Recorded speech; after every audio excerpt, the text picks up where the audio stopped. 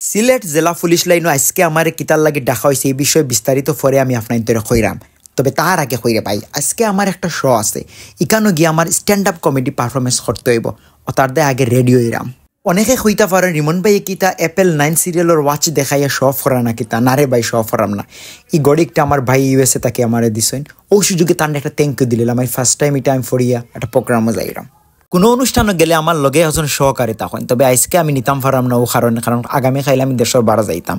তাছাড়া এই শোটা আমি হুট করে পাইছি, অর্থাৎ আর যোগাযোগ করে লগে করতে পারছি না। লগে একজন গেলে একটু সাহস হয়, বিভিন্ন কাজে হেল্প টেল্প করেন, গপসপওয়ালা করলাম। কিন্তু আজ তো আর এই উপায় নাই। এখন কিতা করতাম আমি কিতা কারে যাইতাম না সিএনজি যাইতাম না রিক্সা যাইতাম। যেহেতু শহরের ভিতরে আমার মনে হয় যে সিএনজি যাও বেটার হইব।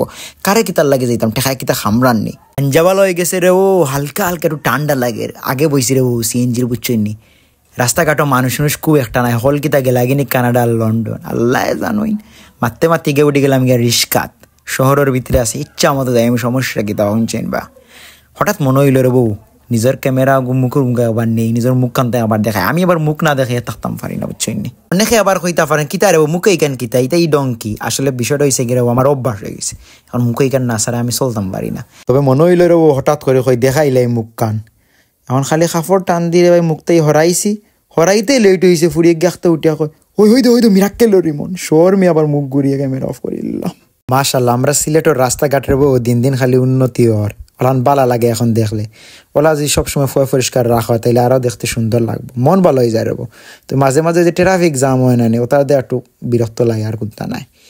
আস্তে আস্তে আইলাম জায়গা মতো সিলেট জেলা পুলিশ লাইন। এখন ভিতরে গিয়ে হাওয়াই দেখা যাক কি তো হয়। খুব সুন্দর করে সিলেট জেলা পুলিশ লাইন সাজানি হয়েছে। আজকে আমি এখানে পারফর্ম করবো, কারণ আজকে মহান বিজয় দিবস উপলক্ষে অনুষ্ঠান হইব। গত বছর আইয়া পারফর্ম করছি, আজকে পারফর্ম করবো। গত বছর তো পারফর্ম আপনার আমি দেখাইতে পারছি না, আজকে আমি দেখানোর চেষ্টা করবো আর কি।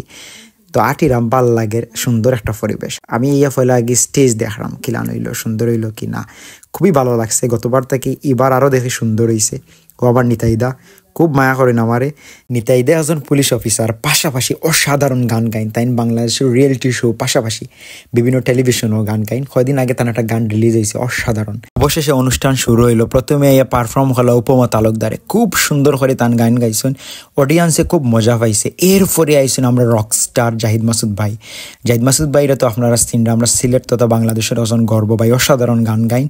এরপরে আমার ফালা নিতে দেওয়া হইলা রিমন, এরপরে তোমার এই পারফর্ম করতে হবে। আমার তো জানো খাফ শুরু হয়েছে। আল্লাহ সিলেটের অত বড় বড় পুলিশ অফিসাররা গণ্যমান্য ব্যক্তিবর্গের সামনে কিতা আমি মাতমু কিতা হইম আল্লাহ জানোই। তবে এই জায়গাত পারফর্ম করা অনেক সম্মান এবং গর্বের বিষয় রে ভাই। গত বছর আমি পারফর্ম করছিলাম, এই বছর আইয়া পারফর্ম করলাম। আল্লাহ একটা ভালো লাগা কাজ করে, আর অনেক সম্মান এবং ভালোবাসা আমি এখানে আইয়া পাই। সবে খুব মায়া করেন আমারে। তো যাই হোক পারফর্ম করিয়া ডাইরেক্ট গেলাম গিয়ে গ্রিন রুমও। যদিও এখনো পুষ্পায় গান গাইছেন, একটু পরে গিয়া তাই গান গাইবা। তো এর ফাঁকে গ্রিন রুমও পুলিশ সদস্য অনেক বাই হলাইলা, তার লগে ছবি তুললাম, আড্ডা দিলাম, অনেক মজা লাগছে। অনুষ্ঠান শেষে আমরা শিল্পীরা সিলেট জেলা পুলিশের আয়োজনে খাওয়া দাওয়া শেষ করলাম। এখন বিদায় নেওয়ার ফালা। ধন্যবাদ সিলেট জেলা পুলিশ, পাশাপাশি নিতাইদারে এত সুন্দর একটা অনুষ্ঠান আমার আমন্ত্রণ জানাই লাগি। আজকের মতো ব্লগ এতটুকুই, দেখাইব নতুন কোনো ব্লগ নতুন কোনো ভাবে। ততদিন পর্যন্ত সুস্থতা হবা। আসসালামু আলাইকুম।